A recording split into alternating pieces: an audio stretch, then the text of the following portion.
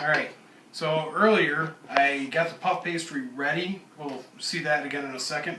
First off, I'm going to start the sauce, which I've got peaches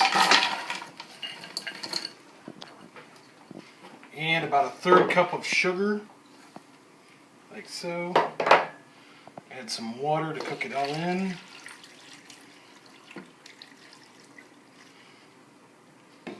And add a little balsamic vinegar. I'm going to finish off the bottle. Oh, maybe not. Okay, this right here, I'm going to let it get nice and syrupy. It's going to sit on the stove until it's ready, pretty much until it's syrupy. And I'm going to cook it at medium heat and basically reduce the water. I need enough water in there to cook, but I also don't want too much because I don't want to have to sit here and wait for it to reduce forever. So the peaches are pretty much just at the same level as the water right now. This will all cook in. The sugar will actually make them tasty. Blah, blah, blah. Alright, so this is going on the stove. In just a second, we're going to actually move into the puff pastry, and I'm going to show you how we're going to set that up. Okay, I've got the puff pastry dough.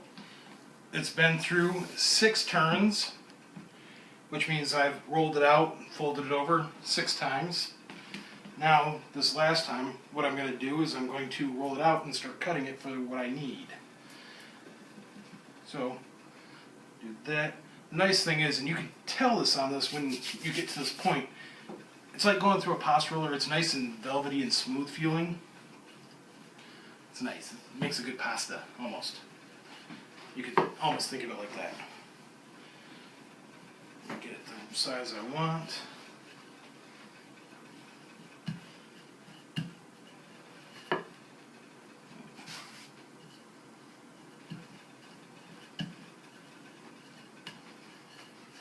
Make sure I'm still in the flour.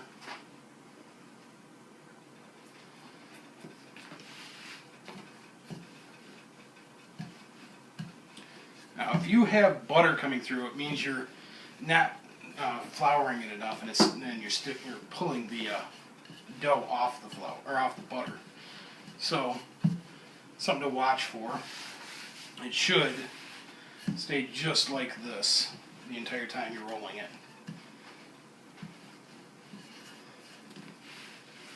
Okay. One of the things I'm going to do here, I'm going to cut this in half, like so. This half I'm going to throw in the fridge,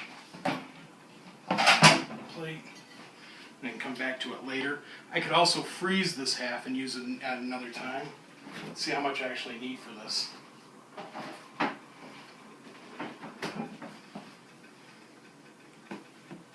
Now, one of the neat things is this is pretty much the exact same thing you would do if you were making croissants.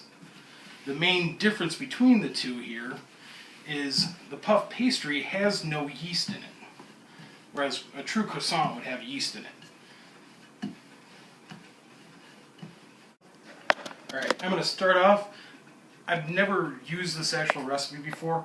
I want to be sure that I'm going to have the right height on these. So I'm going to cook one off now. So what I'm going to do is cut that, like so.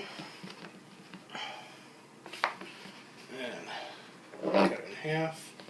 See if these are about the right size. Yep. Okay, now just to make sure that they're the same size all the way, cut. And cut. Alright. Now with these pieces right here, I'm going to dust it off for one. This one right here is going to be the bottom half. And on this piece, the top half, I'm going to actually make an incision a little bit in the top so I can pull almost a little cap off it after it's cooked off. So we do that, like so. Lay this on, kind of glue them together. I'm going to brush the top on this one. Now that I've got this top done, take my razor, just a little incision. I'm going to cut through some of the layers, not all the way through it, like so. And what's going to happen is everything's going to puff up the same, but when it's cooked, I'll be able to pull this layer off and then put it back on once I've got the filling inside it. So now this will go into our handy dandy sheet right here. Go in the oven. Take roughly about 10 minutes or so, and this should puff up and look pretty when it's done. Okay, let's pull this out. Oh yeah, look at that. Puffed up, nice. That's going to be able to pop right off. I'll have to cut a little bit around it to make sure it comes out the rest of the way, but it's not going to break anything when I do it. So I'm going to let this cool. I think it might be just a little bit larger than I want. Maybe half, I don't know. But for the most part, it looks pretty good. So I'm going to put this one on the cooling rack and then make up a couple more. And hopefully this will actually be finished soon. We'll see how it all looks.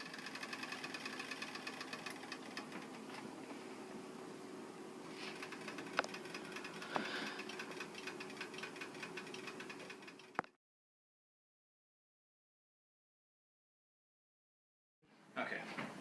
Now, notice we got the little cut in there. Just take a knife, go right in there. It makes it so much easier with the pre-cut because now I'm not trying to break the crispy that's in there. You'll pop that off. Alright. Now, if you break up some of that inside just a touch, because you want to keep some of that in there, just break it up so that you got a little well, like so. Take our peaches, some of that juice, put it on. You still got a nice little cover, and we'll finish it off. Just a little dollop. Whipped cream. You filming or picturing?